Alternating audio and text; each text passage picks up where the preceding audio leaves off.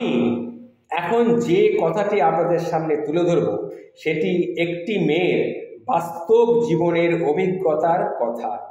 সেই মেয়েটি কিন্তু অত্যন্ত শিক্ষিত এবং বিভিন্ন রকম ক্রিয়াকর্মের দিক দিয়ে অত্যন্ত দক্ষ, শারীরিক দিক দিয়েও খুব শক্তিশালী, মানসিক দিক দিয়েও ততোধিক শক্তিশালী। সেই মেয়েটির কথা আজ আমি তুলে ধরব মেয়েটির ভাষায়। একটু শুনুন মন দিয়ে। আমি মোট 19-20টা দেশ ঘুরেছি এবং নিজের ইনকাম করা টাকায় ঘুরেছি। শুভ মানে আমার হাজব্যান্ড এবং আমি যখন কোথাও ঘুরতে যাই তখন পাই পাই হিসেব থাকে।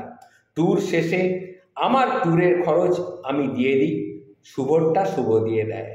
আমার পায়ের স্যান্ডেল থেকে আমার ফ্ল্যাট, আমার গাড়ি সবই আমার কেনা। শুভ আমাকে অকেশনে গিফট করে, মাঝে মাঝে আমিও ওকে ট্রিট দিই, ও আমাকে ট্রিট দেয়। গিফট ছাড়া আমরা অন্য সব জিনিসপত্র কেনাকাটাতে বিল শেয়ার করি।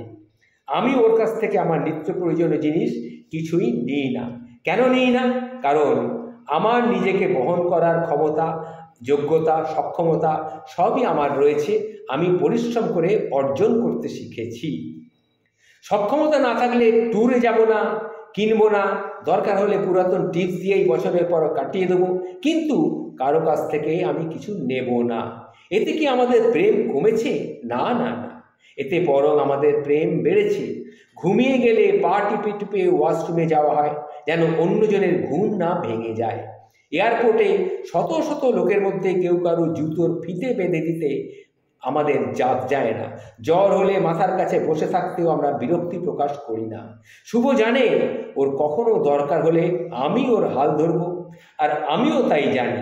আমরা একে অন্যকে অত্যন্ত ভালোবাসি।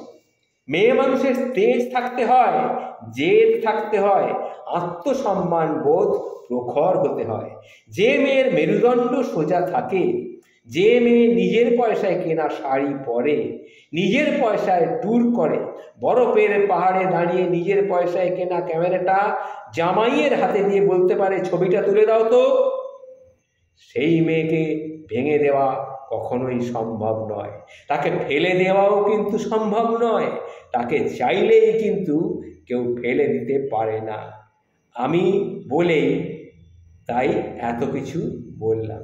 সেই মেয়ে বলে যে আমি বলেই কিন্তু এটা সম্ভব, আমি বলেই এই ফুটানিটা আমি করতে পারি। এটি একটি মেয়ের তার মুখের ভাষা, তার মুখের ভাষায়, তার মুখের বনানীতে আমি আপনাদের সামনে তুলে ধরলাম।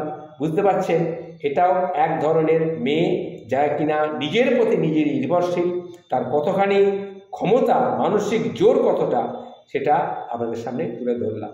যদি মেয়েরা এই অবস্থায় আজকাল দাঁড়িয়ে থাকে তাহলে মনে হয় কেউ কোনোদিন তার কোনো ক্ষতি করার কথা ভাববেও না। যদিও ভাবে, দুবার আগু পিছু ভেবে নিয়ে তারপরে ভাববে।